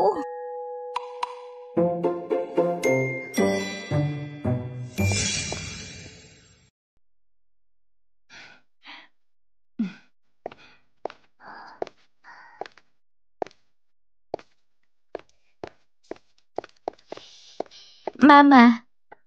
Aba, marano ko palang umuwi. Saan ka galing? Hindi ko pwedeng sabihin kay Mama na pumunta ko sa mansyon ng Fu para balaan si Fuchi laban sa pamilya Fu. At gamitin ang pabor na yon para matulungan ng pamilya Lin. Si Fuchi ay kilala kapag nalaman ni Mama na hinahanap ko siya. Mas lalo siyang mag-alala. Iyan pala si Zening. Ginawa yung pariga si Mr. Fujio at bagon ko pala rin ang pamilya Lin. Sige na. Sa susunod pag lumabas ka, huwag ka na umuwi ng sobrang gabi. Opo, salamat Mama. Ginang, Senyorita, dumating si Ginang dyan. Malamang, para ito sa kasal ni Fu at Liming. Si Fu Yun, isang balo na may kapansanan. Siguradong pupunta siya kay Papa para magalit. Basta wag lang niya tayong gambalain. Wala akong pakialam. Tenching yan?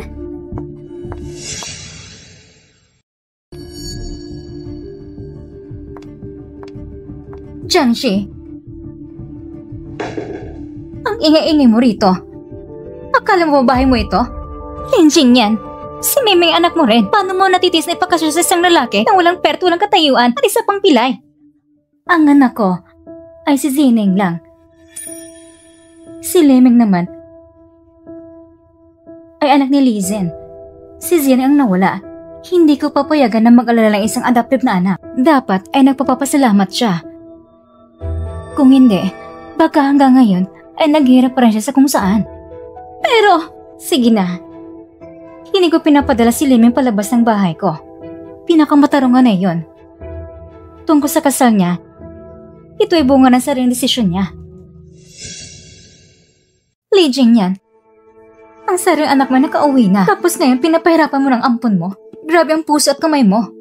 Si Fu yun, kahit isa nila sa pamilyang Fu. Ngayon ay isa na ng pilay. Paano mo kaya pahintulutan si Mingming na pakasalan siya? Ang bagay na ito ay napag-usapan na ni Lizzie at Fu at napagkasunduan. Bukod dito, pinigyan sila ng malaking dote. Kahit na pilay siya, hindi nito maapekto ang normal niyang buhay. Pero, kahit ganito, hindi pa rin ko sang-ayon. Ate, tungkol sa kasal ni Mingming, bakit ka ganito kabigla? Kung hindi mo alam, aakalain mo pa na siyang tunay mong anak. Tama. Si Meme ang pinalaki ko. Magang namatay ang kuya mo. Wala na akong anak na babae. Kaya itinuturing ko siya sariling anak. Maliban na alagaan ko siya. Ate, nagbibiro lang ako. Bakit ka kinakabahan? Namayapa ang asawa mo at si tatay matanda na kung biglang lilitaw ang ganitong malaking anak na babae. Nakakatuwa rin pala sa mga hindi nagkakaalam. Aakalain nilang ikaw ay nagkanak ng lihim sa iba. Panugang, ano mang ibig sabihin nito? Kahit na namatay na ang kuya mo, hindi ko kailanman iiwan siya. May kailangan pa kong ayusin. Aalis na ako. Mama, sila may anak sa labas na kasal. Bakit hindi mo isiwal ang katotohanan sa kanila? Tama, bakit si Lizen hindi pa nasasabi kay Jiangchi na alam ko nang tungkol sa relasyon nila? Mukhang hindi rin sila totoong matataang pagmamahalan. Hindi perpekto. Ngayon, hindi pa tamang oras para isiwalat sila ng maaga. Kung gagawin niyon, diretsyong lalapit sa akin upang asarin ako. Ngayon, ayos lang naman hindi ba? Tingnan mo, para silang mga payaso na naglalakad-lakad. Ang galing mo talaga, Mama. Sige na. Medyo gabi na. Bumalik ka at magpahinga.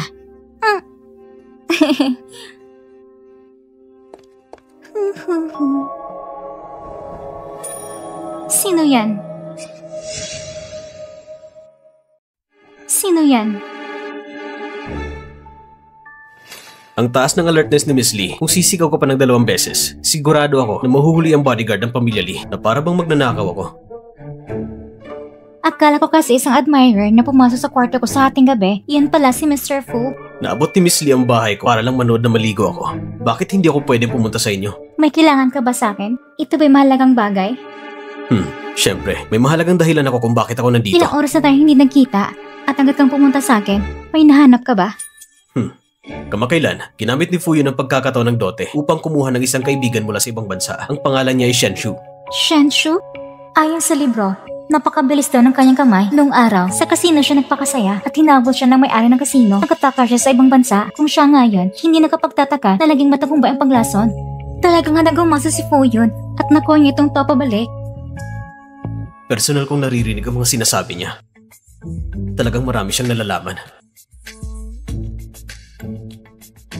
Pero ang hindi alam ni Fuyon ay sa ibabaw, pumayag si Shenshu na makipagtulungan sa kanya. Ngunit sa totoo, ang tunay na layunin niya kay Fuchi, hindi niya gustong maglagay ng lason, kundi gusto niyang lumapit kay Fuchi at makuha siya.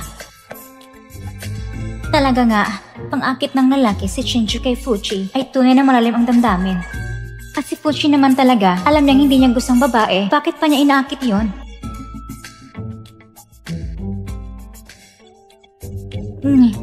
Wala akong inaakit na babae. At bukod pa dito, sino bang nagsabi kay Li Zining na gusto ko ang lalaki?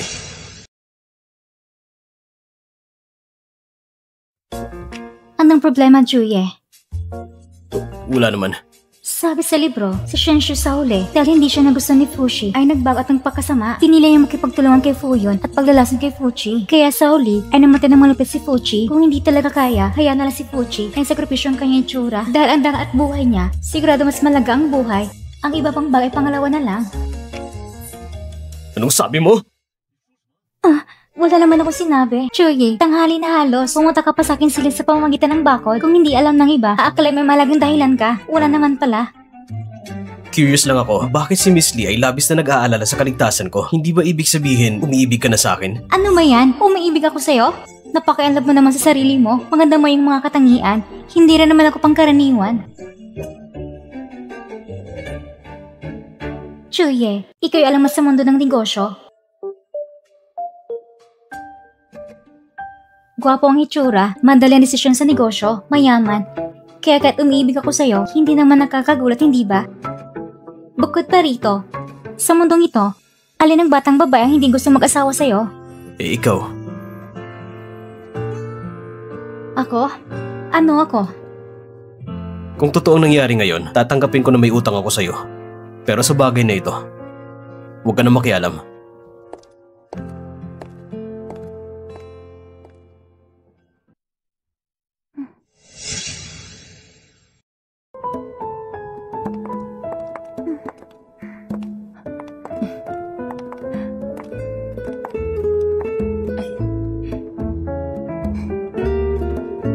Ito na ba si matandang Ginang Fu? Nung nakagulo sa pamilya Fu, palagi siyang matatag at nakatayo sa tabi ni Fuji. Kaya sa oras ng panganib na ito, napanood niya ng tahib ang pagkamatay ng paborito niyang apo at hindi niya rin nakayanan ng sarili. Ano ang tunog na yun? Mamamatay si Shoshi at maaari man akong malagay sa panganib. Pero nauna na akong sabihin si Fuji. Kung mapipigilan akong pagdating ng krisis na ito, hindi maapekto ang matandang Ginang. Ang batang ito, inabal ang mga bagay sa loob ng pamilya Fu at nangas pang makialam.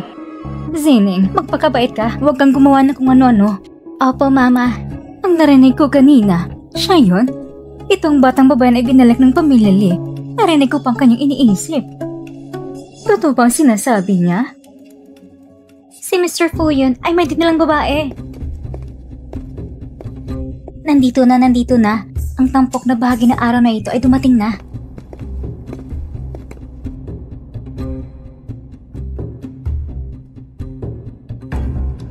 Lola! Ito ang handog ko sa inyo. Naway maging kasing lawak ng silangang dagat ang inyong swerte at kasing tagal ng bundok ng namang inyong buhay. Ako si Shenshu. Ibigan ni Fu yun. Ito na si Shenshu. Talagang maganda siya. Pugusga ng tao sa itsura lang. Sinasabi sa libro, ginamit niya si Fuji nang hindi handa at nilagang gamot sa kanyang inumin. Ano? Karaniwan si Fu yun ay parang pabaya lang. Walang pakialam sa mundo. Ngunit ngayon, magandang suot niya. Pagkahanda na siyang kuha ng posisyon bilang pinuno ng pamilya Fu. Pag-aagawan ng kapangyarihan, paglalagay ng lason at beauty trap. Magaling, 10 taon na nakalipas. Kung hindi dahil kay Achi, sa tingin ko lang, ang kapansanan ni Fu yun ay isa lang sa kanyang mga paa. Shenshu, ito ang kasalukuyang pinuno ng pamilyang Fu. At siya rin ang kuya ko, si Fushi.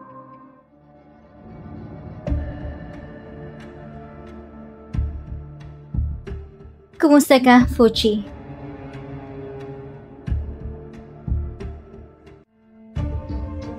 Tingnan kay Shenshu ang itsura ng pagiging manyabang tsak man nilagay sa alak.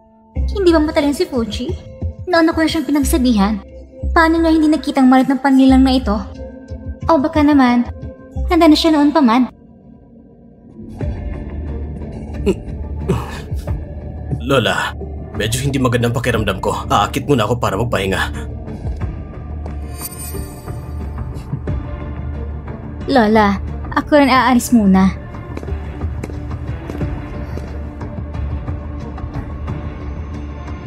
Ma, may kailangan akong gawin. Sige, mag-ingat ka ha.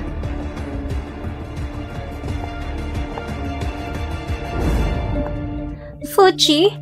Fuji? Fuji? Fuji? Ay.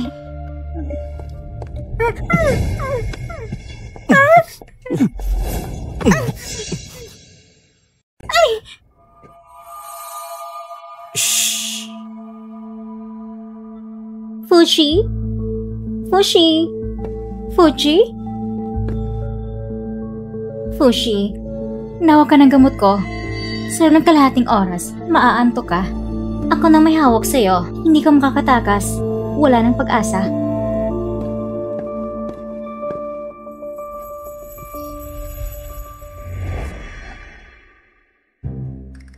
Hindi ba iniisip ni Fuji na sinasadya ko ito? Pero, masarap pa rin halikan. Sayang lang, na lalaking gusto niya.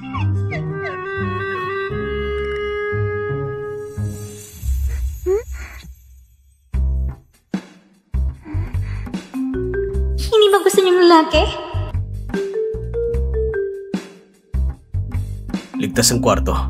Manatili ka lang dito. Huwag kang lumabas.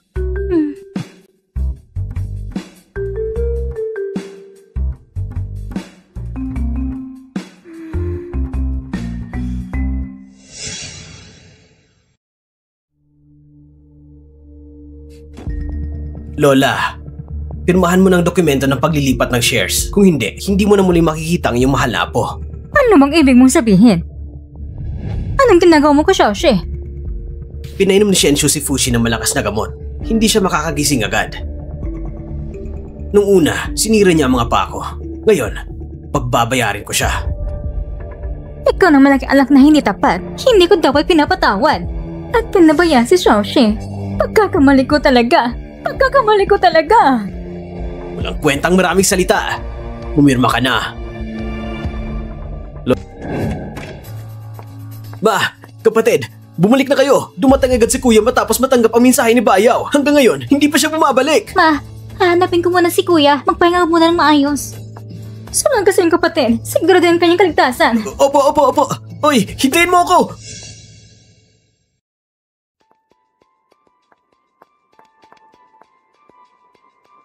Sa libro, dito iniligtas ni Kuya si Bayaw para mailabas siya. Pinugbog siya ng maraming tao. At kahit buhay nakataya, nagmaneho pa rin siya. Pabalik para dalhin siya. Pagbaba ni Bayaw, may isang sasakyan na parang tatama kay Bayaw. Agad siyang itinaas ni Kuya at siya mismong nabangga at nagdulot ng pagkabala ng paring binti.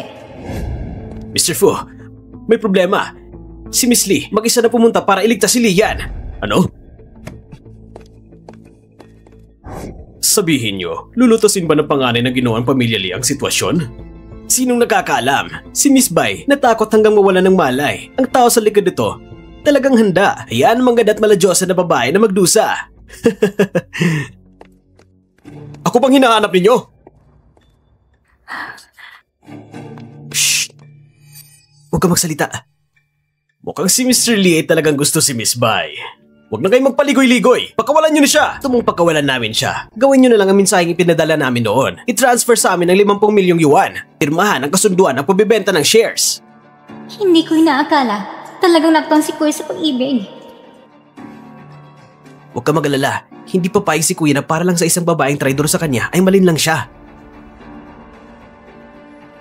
Hindi ko ibibigay ang pera. Hindi ko rin pipirmahan ang kasunduan ng pagbibenta ng shares. Ano, wala ka ng pakialam sa buhay ni Miss Bai? Ang kanyang buhay ay asikasuhin ng pulisya. Ako ngayon ay tulong lang sa pulisya na hulihin ang mga kriminal bilang isang responsabling mamamayan. Pulis, huwag kayong gumalaw! Talagang hindi ko binago ni Kuya. Tara, bilisan natin. Tulungan natin siya.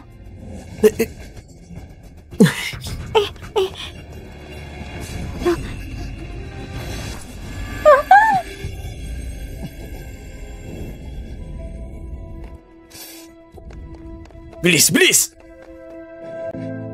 Fuji? Bakit ka nandito? Si Lian ay ginamit ng plano para pumasok sa kanilang bitag. Bakit ka mag-isa? Parang dinadagdagan mo lang ang problema. Sobrang nag-alala ako sa'yo. Masyado na akong balisa.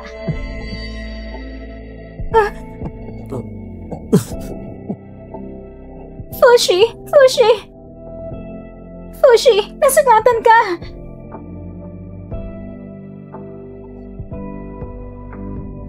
Listening. Tapos na ang lahat. Fuji, magpagkatatag ka. Dadalhin kita papunta sa ospital. Parang mahal na kita. Fuji, huwag kang mapahamak. Hindi mo ba sinabi na manalangit ka sa akin? Saan ang pangako mo? Huwag kang mapahamak, ha?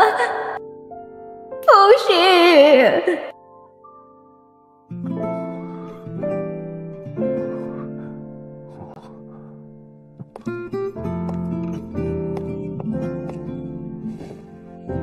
Kailan ka nagising? Habang natutulog ka. Tumatawag ka pa? Alam mo ba na nag-alala ko para sa'yo? Nag-alala ka para sa akin? Ikaw yung nasugatan dahil sa pagsagip mo sa akin. Bakit hindi ako mag-alala? Dahil lang ba naisinagip kita? Mr. Fu, may balita na. Si Fuyu at si Shanshu ay nahatulan na. Malamang, hindi na sila makakalabas. Bukod pa dito, si Bayo ay nakusahan ding pagkukunwaring kidnapping. Nahuli na siya agad. Listening, gusto kong kumain ng prutas. Sadyang ginawa niya ba ito para akong maglingkod sa kanya?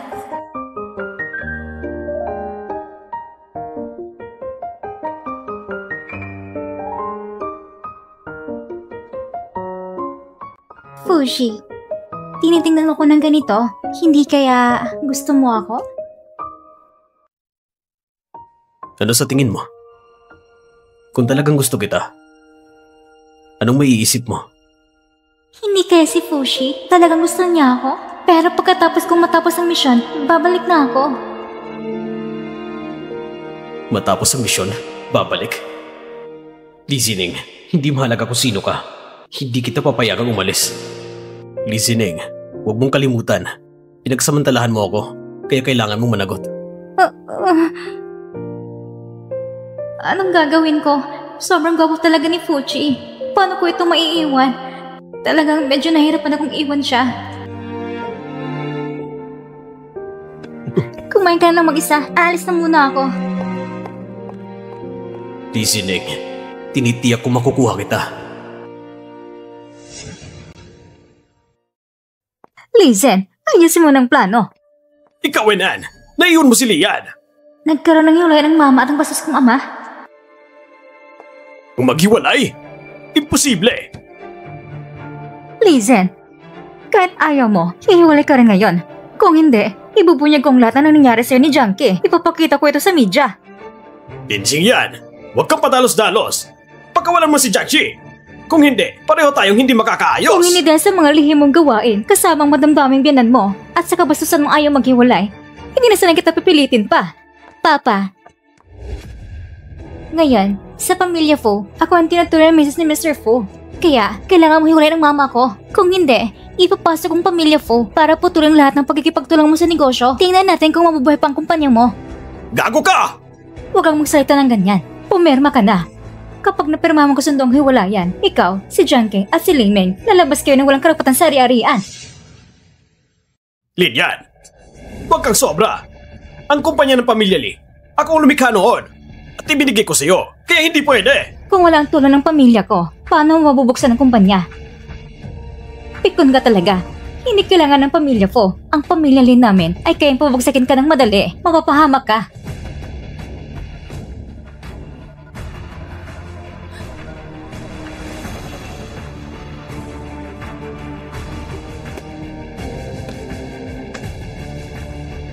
Huwag gawing sobra mga bagay-bagay. Huwag mong kalimutan na ako pa rin ang ama ng dalawang anak natin. Siguro, nag-alala ka pa rin sa anak mo sa labas. Narinig ko na marami siyang utang sa malalaking nagpapautang. Hihintayin kanya ayusin ang gulo niya. At yung anak mong babae, siguradong walang lakas magpakasa sa kanya ngayon. Alam ko na, lahat ng ito ay plano mo. Hindi ba? Linjing yan. Peste ka! Huwag mo lapitan ang mama ko. Ikaw rin? Lumayas ka! Dahil mo si Junkie at umalis na kayo.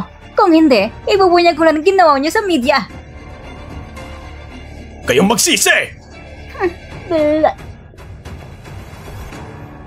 Mama, huwag kang magalit sa kanila. Kapag na-stress ka, hindi sulit. Walang problema si Mama. Madam, si Leme ay umiyak at ay umalis. Gusto niyang makita ka. Ma, ako yung pinakaingat mo anak na babae. Talaga ba ayaw mo na sa akin? Huwag mong utawaging mama. Ang mama mo ay si Janshi. Hindi ba alam mo na noon pa? Alam mo rin kung paano nawalang anak ko noon. Hindi mo ba alam lahat ng ito? Sa lahat ng taong ito, ginamit mo ako, pinagkain at pinapatuloy pa kita, pinalaki kita. Pero ikaw, pinaplano mo ipahamak ang aking tunay na anak na babae. Pagtulog ka lang ng mga magulang mo, isang likas na masamang tao. Pakiusap. Ikaw at ang kapatid ko. Patawarin niyo na ako. Talagang ayaw kong iwan ng pamilya, Lee. Kung papapayagan mo ako sumama sa ama ko, sigurado ipapakasal ako sa iba para lang sa pera. Ma, pakiusap. Ma. Lahat ng ito ay bunga ng sarili mong ginawa. Kung naging maayos ka lang at hindi gumawa ng gulo, maaari ka pa mamuhay bilang iyong dalagang mayaman ng payapa. Ginawa ko lang lahat para sa'yo.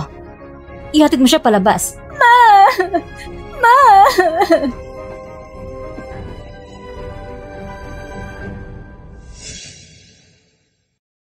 Nitong mga araw na ito, inalaga mo si Mr. Fu. Namula ng mata mo. Bumalik ka na at magpahinga.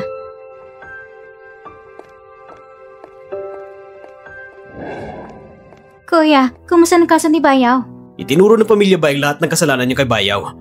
At si Li Shun ay ginawa rin ng lahat ng kidnapping para lang kay Bayaw. Sinadya niyang ipakita ang kidnapping nang humarap siya sa posibilidad na makulong na walan siya ng bait. Nang tumakbo siya palabas, nabundol siya ng sasakyan at namatay. Patay na siya? Ito rin tinatawag na karma cycle sa nakarang buhay sa kwento. Namatay siya rin sa aksidente ng sasakyan. Nang pagkakataong ito, ang kapinsalaan niya ay siya na mismo magdaranas. Oo nga pala. Lahat ng tao sa labas ngayon ay sinasabi na ikakasal ka na raw kay Mr. Fu. Sino nagsabi? Hindi pa ako ikakasal sa kanya. Pagkatapos na dumating ng mga kasal ng pamilya Fu. Fushi, hintayin mo ako! Fushi, kailan ako pumayag ikakasal sa'yo? At dala mo pang kasal sa bahay namin. Ngayon, lahat ay nakakalam na ikakasal na ako sa'yo. Paano ba yan? Ginawa mo na kung hindi maipagmamalaki. Zining, ikakamit talaga kita. Ay hindi tayo ikakasal ngayon. Balang araw, ikakasal din tayo. Bukod pa dito, nasaktan pa ako dahil sa'yo. Ang utang na loob, dapat ipakita mong pagmamagitan sa sarili mo. Walang hiya ka! Salamat sa papuri.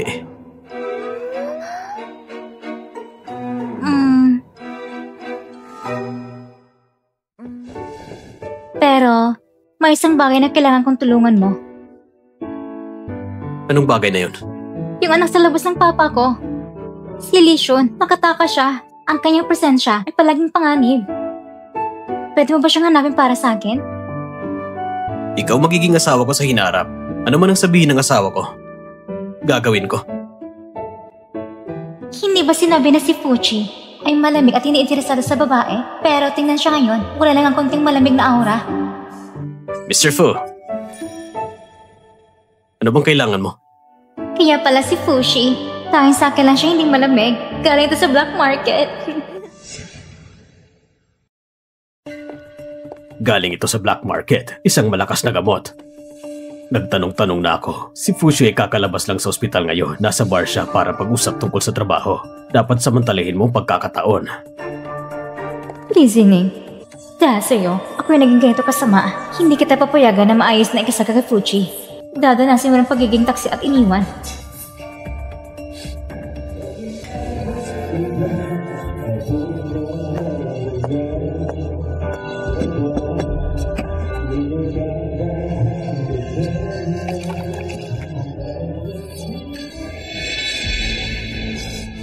Maghintay ng 10 minuto para maumpisa ang bisa ng gamot. Pagkatapos, ikaw ay magiging akin na. Simula ngayon, akong magiging young mistress ng pamilya Fu. At si Lei Zining na mababang loob na babae, palagi lang kitang matatapakan sa aking mga paa.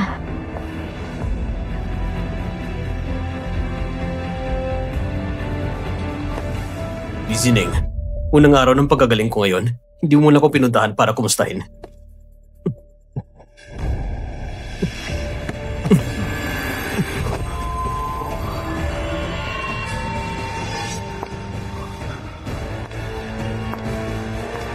Mr. Fu.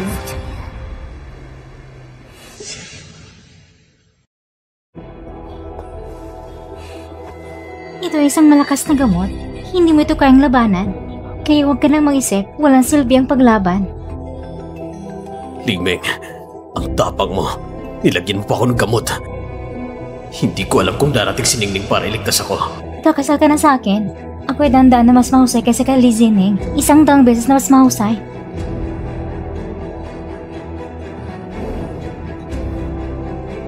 Ningning. Fushi! Fushi! Nagkakainis ka. Hintayin mo. Dadalhin kita ng tulong ngayon. Fushi, nasaan ka ba talaga? Saan ka pupunta, ha? Tara. Seryoso ka ba, Fushi? Nahawa ka na ng gamot. Wala nang lakas ang katawan mo. Hindi ka makakatakas. Sumuko ka na lang. Sa inyo lang. Karapat-dapat ba? Di ko akalaing dito ko makikita si Lesion. Kung hindi kayo darating, ang asawa mo, ang aking kabanalan ay mawawala. Matagal ko nang tinitiis ang lahat ng hirap. Hindi pwedeng masayang lahat. Lesion! Kung gagalawin mo si Fushi, papatayin kita! Ikaw! Pulis! Minto kayo! Fushi, nandito na ako. Iniligtas na kita.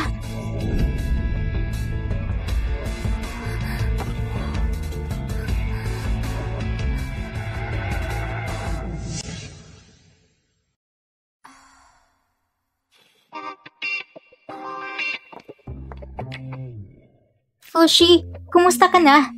Talaga bang hindi mo na kailangan ng doktor? Ang abs mo, ang dibdib mo, at ang mahabang binti mo. Handa na akong maging lunas.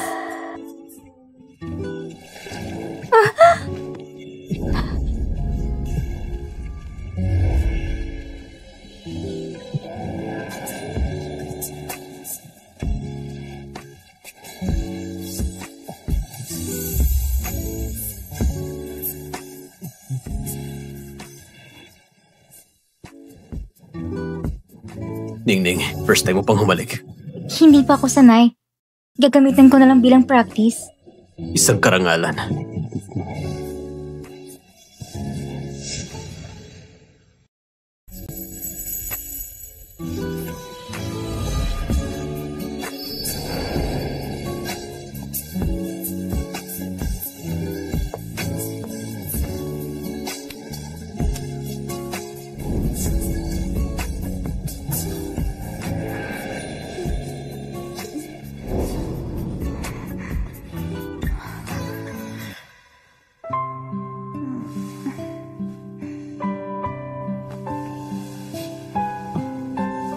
Hindi pwede ngayon. Magkailangan pa kong ayusin ngayon. Si Lesion ay nahuli na. Ang amang salbahe ko ay sigurado nagagalit na. Babalik siya sa bahay para magwala. Kailangan ko nang umuwi. Tutulungan ko si Kuya at si Mama.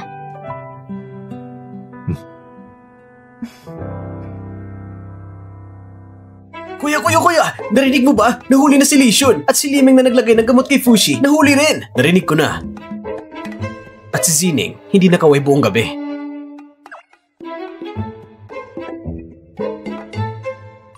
Sa tingin mo ba si Fushi, anong binigay na gamot sa kanya? Ang binigay ni Liming kay Fushi ay aphrodisiac. At magdamag magkasama si Fushi at si Zining. Ang salbaing Fushi na to. Sinamantala niyang kapatid natin. Ano nangyayari sa inyo? Huh? Kayong dalawa, ihanda ng dote ni Zining. Kahit na hindi tayo kasing lakas ng full family, hindi rin pwede na tayo maliitin ng ibang tao. Sinasabi na walang sandigan si Zining. O sige mama, ang lahat ng mga kotse at bahay ko ay lilipat ko sa pangalan ng kapatid ko. At pati rin ng mga shares, lahat ay para sa kapatid ko. Linjing yan! Ikaw na babae! Ipinasok mo sa bilingguan si Liming at Lesion! Dahil ito sa sarili lang desisyon. O ako ba nag-utos sa kanya na lagyan ng gamot si Fushi? O ako ba nag-utos sa kanya na iyang mo si Fushi? Listen, ako hiwalay na sa'yo. Kaya dalhin mo na itong babae at umalis kayo sa bahay ko o isusumuko kayo sa mga pulis. Dahil sa pagpasok sa pribadong bahay ay labag sa batas. Sige, hindi tayo pwedeng umalis. Nasa bilangguan pang mga bata. Linjing yan! Nasaan si Linjining? Kapag nagsalita siya, hindi tatanggi si Fushi. Pa, hindi namin sinasabi ito para ipakita namin ang respeto sa'yo. Sa mga nakaraang taon, ginamit mo ang posisyon mo upang ibigay kay Lesion ng pera at tinulungan niyo yung anak na babae na saktan ang iyong tunay na anak na babae. Tao ka pa ba? Ngayon, gusto mo pa rin bang palampasin namin ang pangunahing salarin? Kayong dalawang gago! Ang nakikita niyo lang ay ang mama ninyo, hindi ba? Kayong dalawa, siya lang kilala niyo, hindi ba? Zenge, huwag kang malungkot. Hindi ka nila pinapahalagahan, pero si Shun-er, pinapahalagan ka niya. Kailangan mong gumawa ng paraan para mailigtas siya. Tama ba? Si Lucian ba talagang anak niya? Tama ba? Si Lucian ba talagang anak mo? Huh?